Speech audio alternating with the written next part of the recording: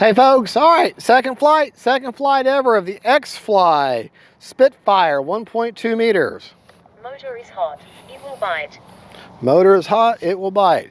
Determined in the maiden flight that you can get a good 7.5 to 8 minutes of flight time on a 4000. So I've set my timer for 7.5 minutes. Now a big job right now is to stay out of the sun. I'm gonna have to take off and cut off to the right and then fly over the sun. Because I don't want to, well, the last thing I want to do is land with that sun right there.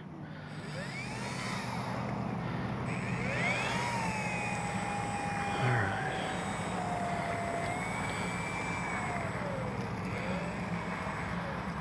This is a great flying warbird.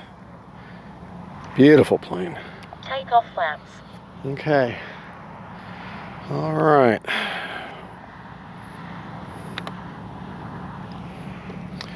Here we go.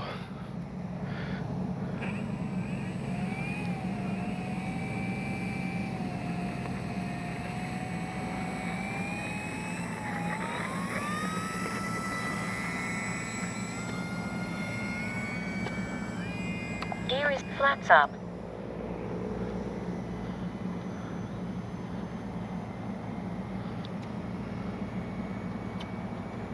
Gear is tucked away.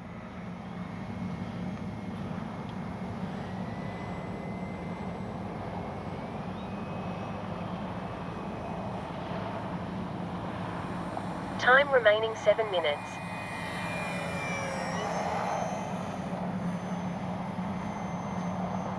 Try to stay away from that sun.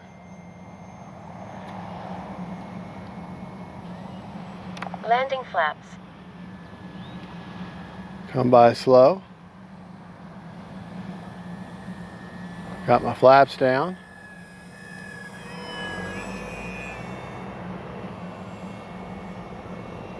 Gear is down.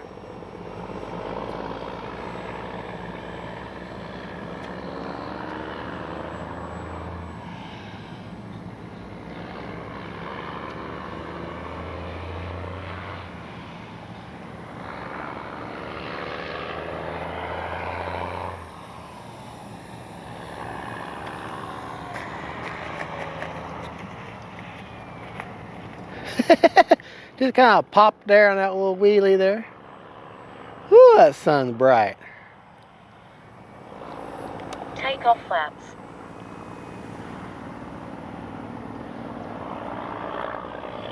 All right, here we go.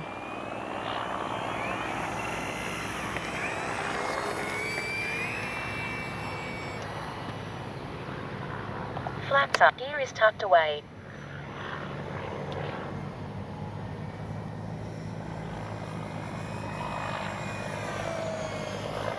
Time remaining 6 minutes.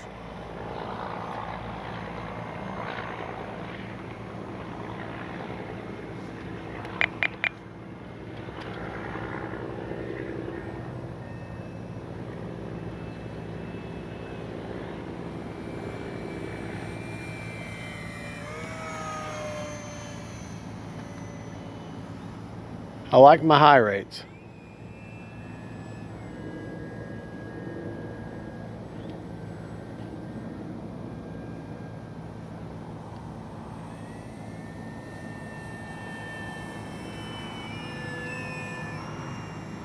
What a beautiful plane. All right.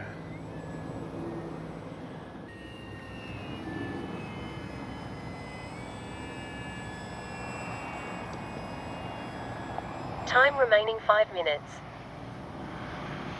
Take it out.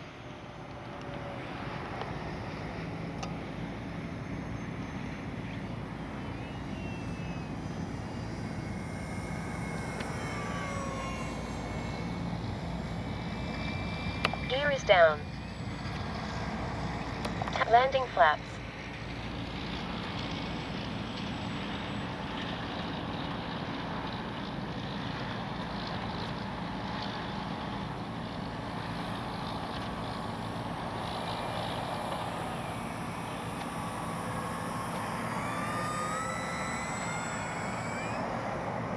Gear is tucked, flaps up. I decided not to land, obviously. Gear is down. Landing flaps.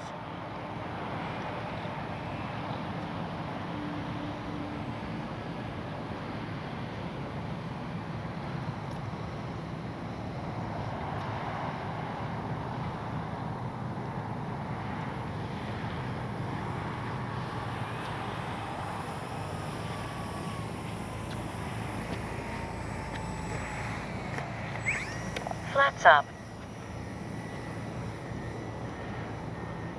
Gear is tucked away. Time remaining 4 minutes.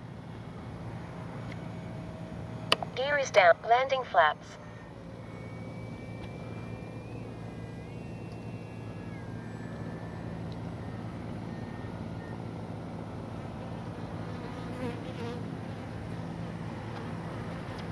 Love them lights.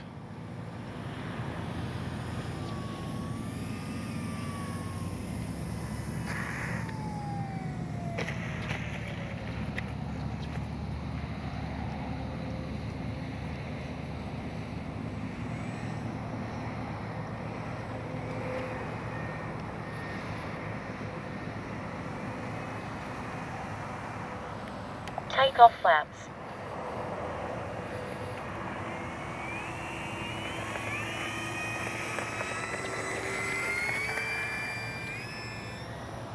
Gear is tucked away. Flaps up.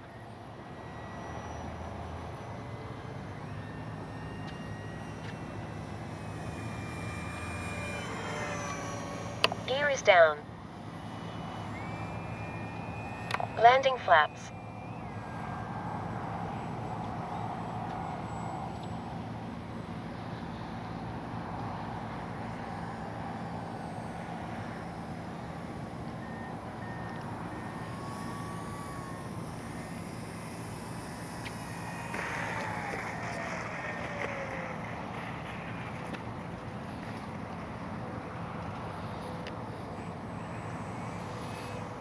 Flaps up.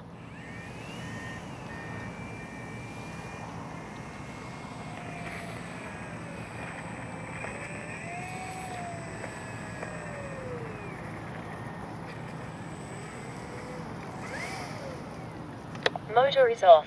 Safe to touch.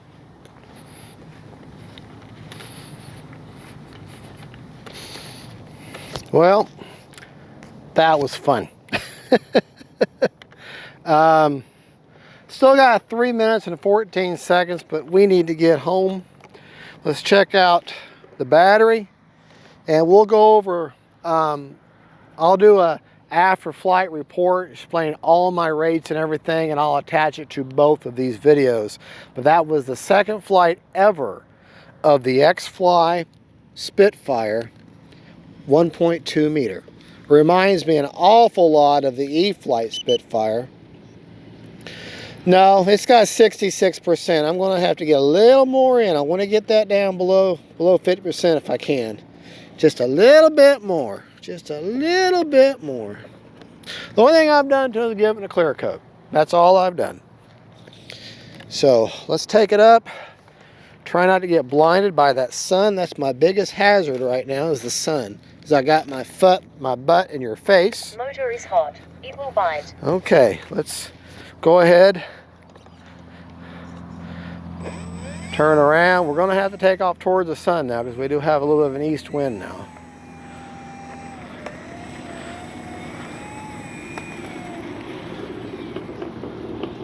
Okay.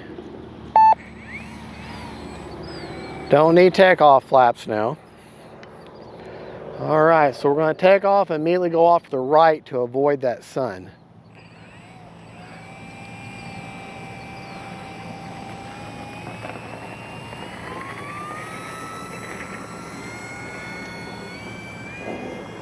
Gear is tucked away.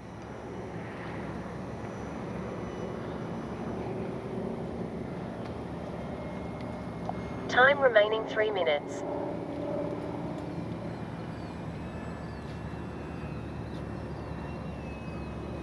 What a great flying warbird.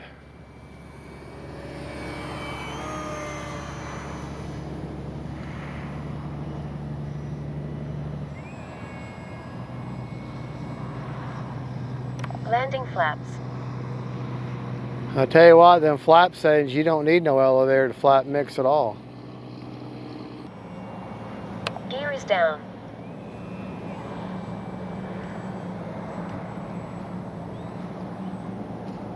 All right.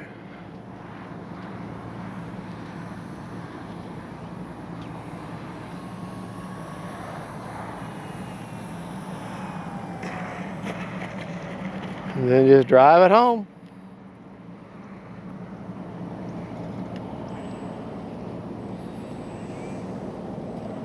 Flaps up.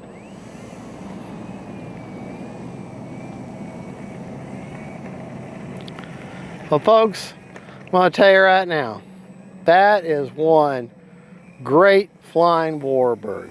Absolutely great flying warbird. Motor is off. Safe to touch. All right, let's see if we've got that down below 50% now. I don't, probably not, but we got to get out of here. All right.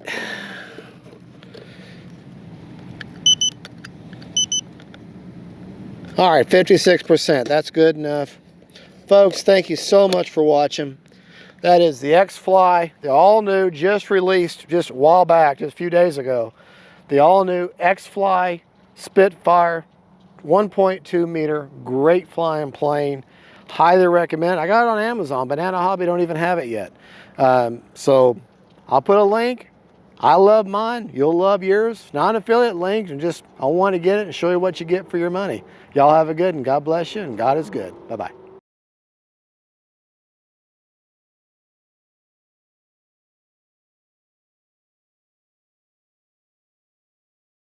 Well, hey folks, Fat Guy Flies RC coming to you from the Fat Guy Flies RC studios. All right, now today's maiden on the X-Fly Spitfire 1.2 meter is one of the best maidens. I've had a lot of good maidens lately, but this was particularly good. This plane flies absolutely amazing. It's you know, the phrase locked in. When I flew it initially in my trimming mode, which means no gyro, no kind of help at all, and then whenever I turned the AS3X Plus gyro on, couldn't even tell the difference. It flew so well, but it went absolutely phenomenal. It went phenomenal. All right, let's go over a few things. Number one, let's talk about the most important thing of any plane, and that is CG. CG on a plane is going to dictate how well or how poorly a plane is going to fly. A plane is not balanced, is not going to fly well. It's just you're going to fight it tooth and nail. All right. CG on this plane is 65 millimeters back from the leading edge of the wing, which is the very front. And it just happens to be, there's this panel line here. It just has to be perfectly on that panel line. I also have it marked on the underside at 65, right on that panel line right there. So with the gear down, like she's coming in for a landing, which is where CG is going to be the most important. Look at that. She's just basically perfect, right about there. Maybe starting to favor nose heavy, which for a warbird, that's what you want. All right, now to get that CG, without having to add weight or anything, is I have an HRB 4000 tucked all the way forward, as far forward as you can get. And there's a plastic structure back there that keeps you from actually touching the motor with your battery, because that would not be good. But that's where I've got the 4000. There's my AR631 right in there, antenna going back. No need for elevator to flap mix. This plane, I put full flaps in, flaps up, flaps down, and the plane never pitched up or pitched down, whether I had flaps. So no need for flight mode, no need to do anything with the elevator. You just put normal rates in and fly the plane. So that is excellent, excellent, excellent, excellent. Okay, I love it when you got a plane with flaps and you don't have to put any mix in. It just slows it down nice and controllably and does great. So that's a good thing. All right, now let's talk about the flying rates. Oh, and by the way, this video will be attached to both the videos that I did today. All right, my flying rates that I flew in, we'll talk about AS3X in just a second, but my actual flying rates of the control surfaces, if you look at the ailerons, there, my high rates is what I flew in, my ailerons are 85%. That's by the book for Spectrum with 30% expo. Okay. My elevator. Now you guys are gonna scoff at this. My elevator is 125 with 50% expo. Okay. The reason for that is you say, well, why don't you just go in there and mechanically move your elevator to where you can have 100% of the throws and not have to electronically do it? Well, the reason for that is the control arm, there's only one position for your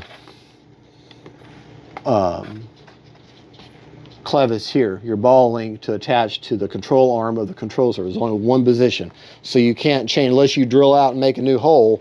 There's no way of getting to it. The other reason is, you look in there, the servo for the elevator is underneath here. Okay, you can't get to that servo.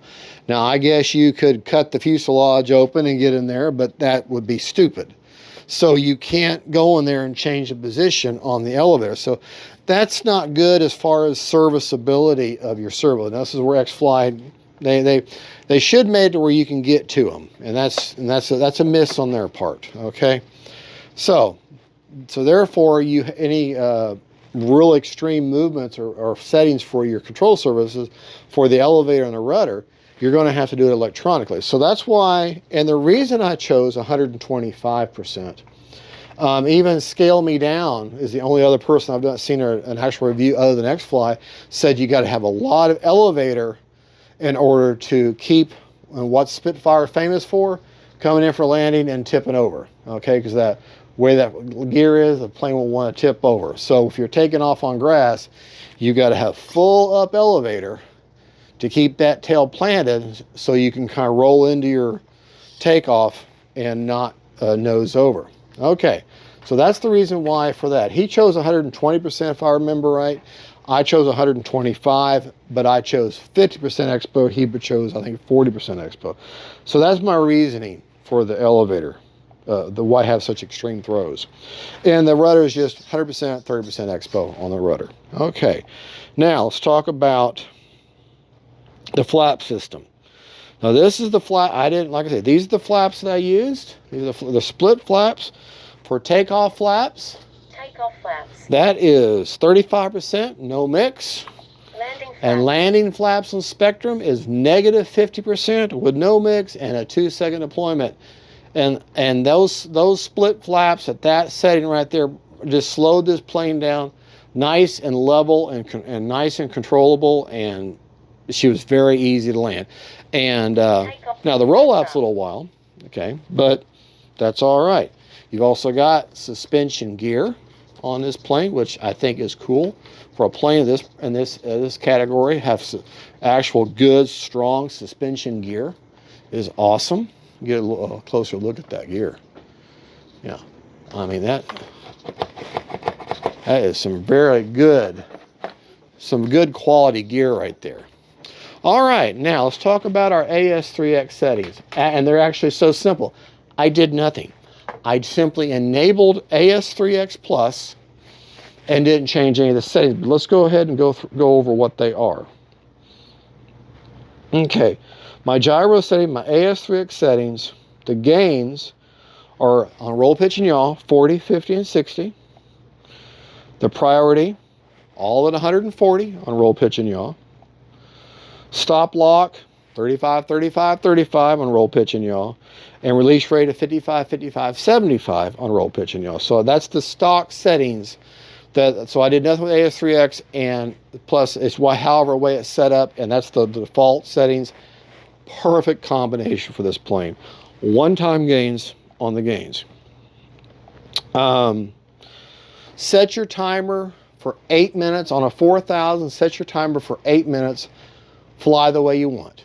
I mean, if you want to hit it hard the entire time, fine. 8 minutes, you're still going to come back at more than storage rate, okay?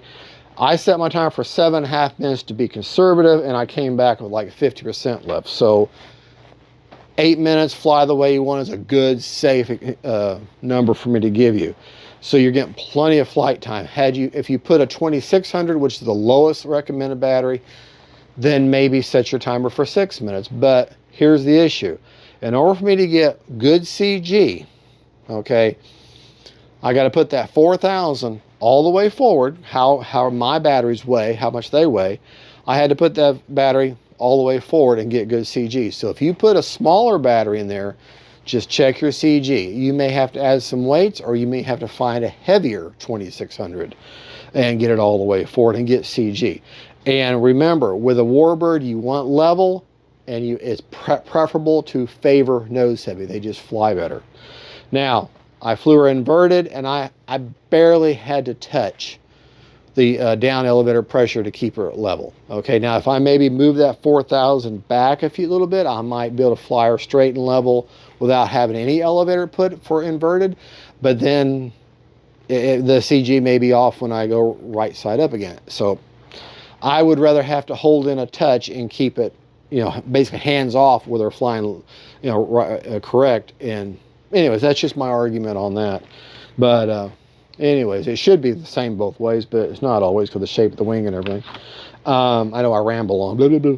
But I will tell you this, I'm just absolutely blown away with the quality, with the flyability of this plane, how she handles the performance, everything involved.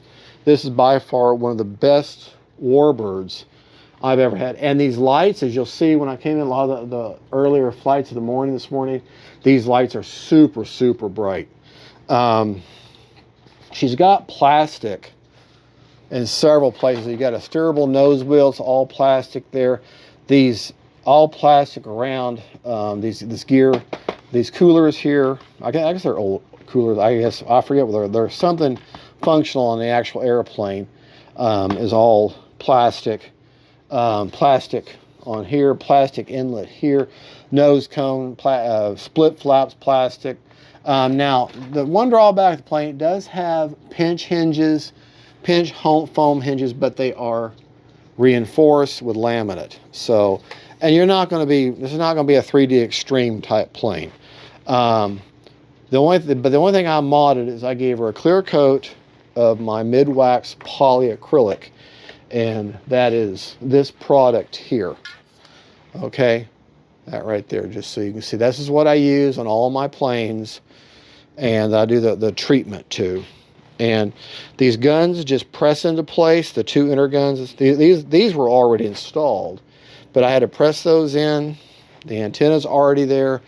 The whole thing bolts together with absolutely no gluing at all. Four bolts hold the elevator in. Rudder's already there. 4 bolts hold in the wing. You even get the tools to do it with, and you'll have 3 bolts left over. You know what it is, you get 1 of the wing bolts, 1 of the tail bolt, and then this extra bolt that holds the spinner in extra, along with the tools to do it with. The wing, the elevator, or the rudder, the ailerons, the flaps were all perfectly trimmed out of the box. I didn't have to adjust them at all. Didn't have to really adjust the rudder, didn't have to adjust the elevator, other than you had to hook it up. And once I realized just making it level, okay, is the best recipe. So makes it actually a very simple setup. Well, folks, I'll tell you right now, I'm X-Fly. If this is how you're going to do Warbirds, I want more Warbirds from you. X-Fly, you did an excellent job. Prop was balanced, ESC was calibrated. I could not, and why this isn't at Banana Hobby, I don't know. The only place I see this is in Amazon here in the United States, and I'll give you my Amazon link to it, but I'll tell you right now, you need to get one of these. You got to get one of these. If you're a fan of Spitfires or a fan of Warbirds, period, you need this in your hangar. This thing is phenomenal flying plane. All right, well, thank you so much. That's my after flight report. And thank you for watching. Thank you for your attention. And God bless each and every one of y'all. That's the X-Fly Spitfire 1.2 meters. It reminds me a lot of the E-Flight, but to me, this one's a lot better than the E-Flight. We got suspension gear, we got lights, we got an all-around better performing aircraft here. Thank you, folks. God bless y'all. And we'll catch you next time. And don't forget, let's keep them in the air, faith, family, and friends, and then warbirds.